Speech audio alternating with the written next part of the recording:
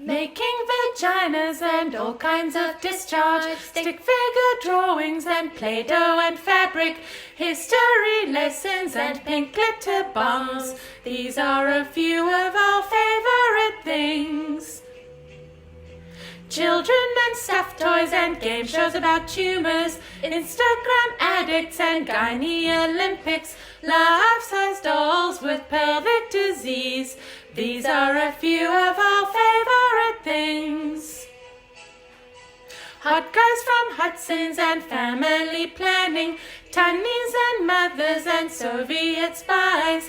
Even the Duchess has reproductive needs. These are a few of our favorite things. When COVID strikes, when we're locked down, when we're feeling sad, I simply remember my favorite things, and then I don't feel so bad.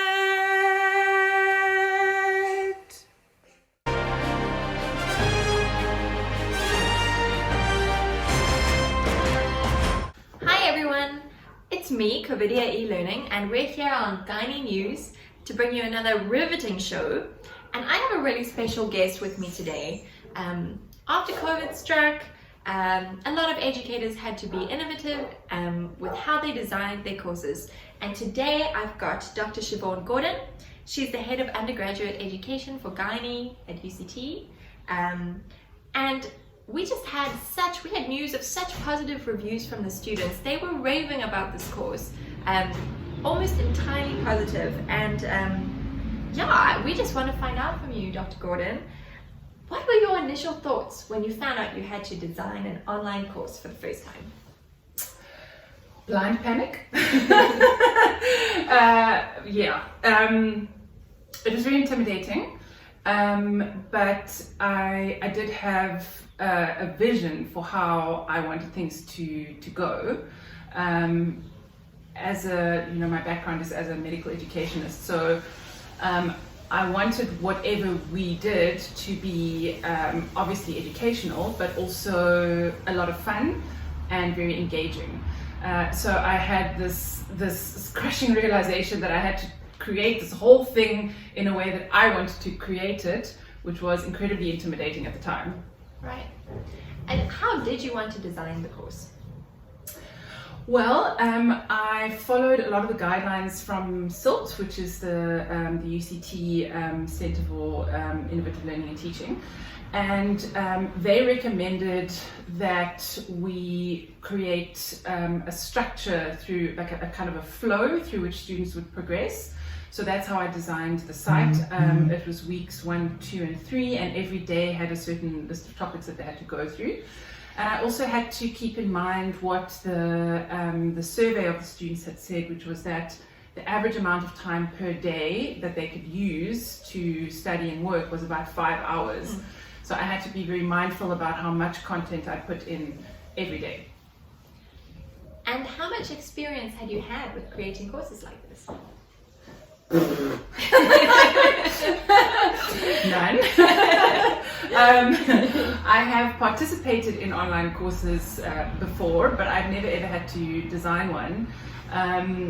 But I did have access to a lot of educators who are very tech savvy, and one conversation in particular which went this way: all you need is a cheap tripod and your phone, and that video quality will be adequate for anything you want to achieve. And that's how it all began. Wow.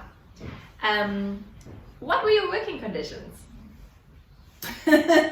Well, a very dark and cold study at home with a almost 2-year-old toddler in the background.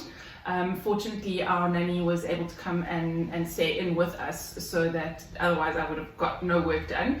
And of course the conditions were such that you couldn't go to a craft shop and buy something, so it had to be something that was in the house already, or something that you could buy at Pick n Pay, which is pretty limited when you think of applications to online learning.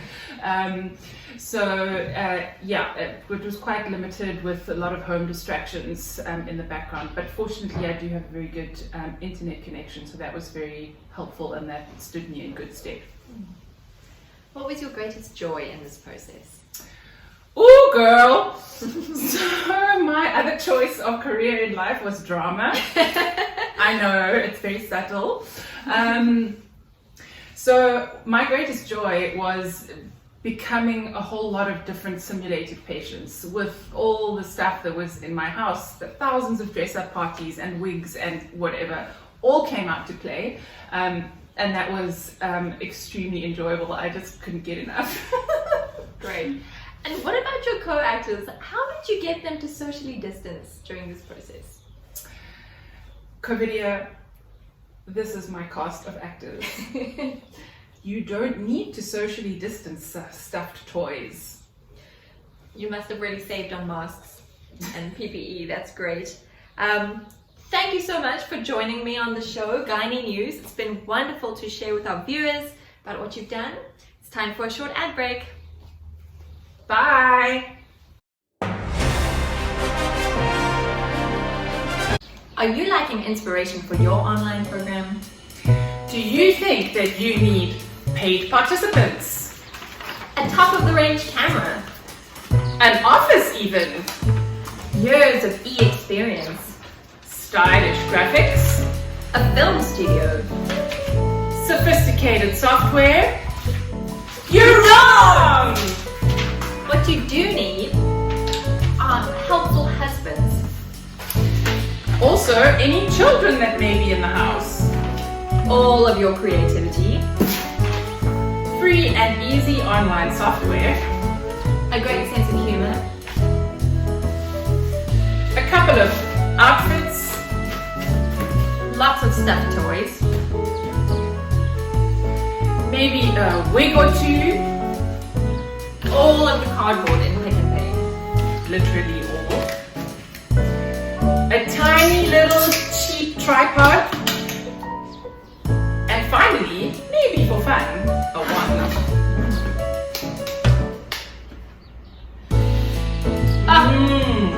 Perfect. Amazing. So if you need some inspiration for your online teaching and learning, call 1-800-SHIV-EMILY.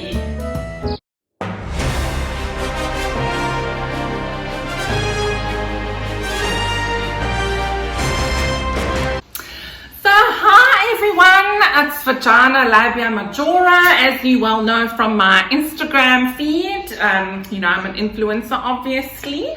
Today, as part of our Gynae News on Location segment, we are at the house of one Dr. Emily Richardson, who has recently been involved in creating a lot of online content for the UCT medical students.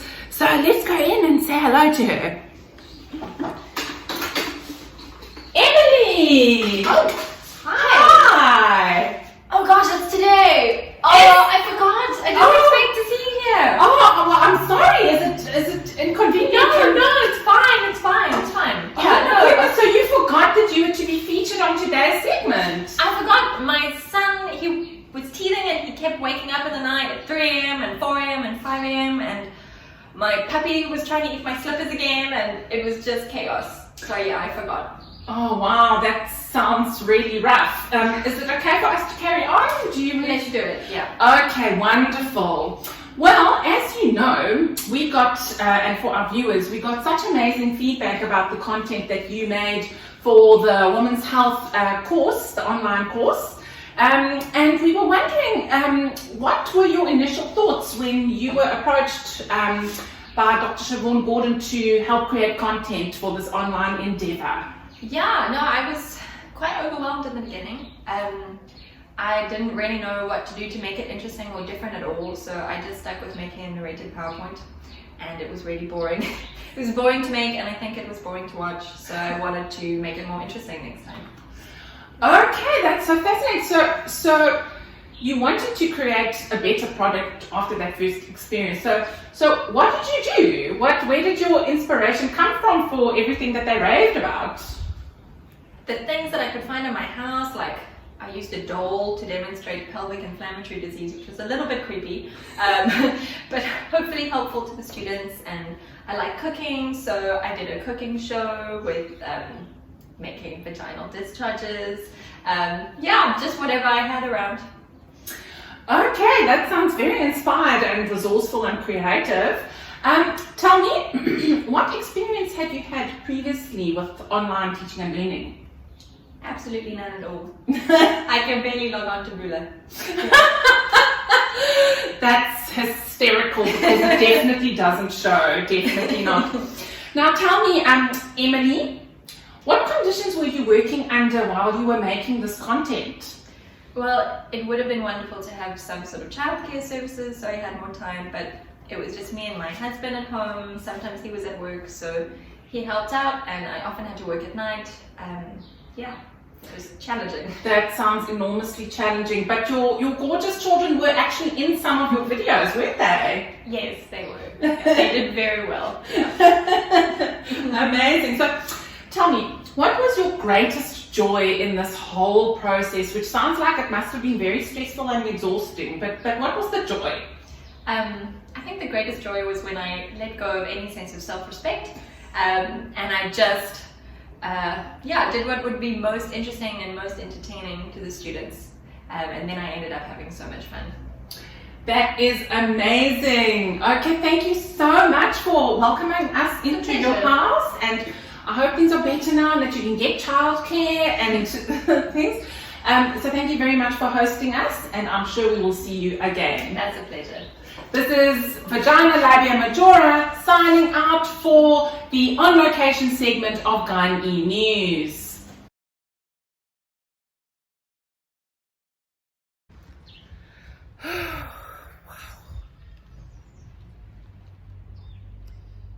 Sure, Emily, I am dead. Oh, I'm exhausted. What an unbelievably challenging time. Yeah, and it just kept on coming. Oh, yes. How many courses have we been involved in? 3, More courses 4, than UCD yeah. offers, it feels like. So tell me, what do you think your greatest challenges were in this whole process? I think having to do a lot of the work outside of normal hours because of not being able to use childcare. And I don't like machines. I don't like working with computers or phones or anything, and I had to do so much of that. But I learned a lot, so that was okay in the end. And also just deciding, like, how far am I willing to go with this? Am I willing to be filmed in my pajamas, in my bed, singing a song? Well, the answer to that is yes. Yeah. For better or for worse. And what about you? What did you find challenging? I think some of the challenges were obviously the technical issues.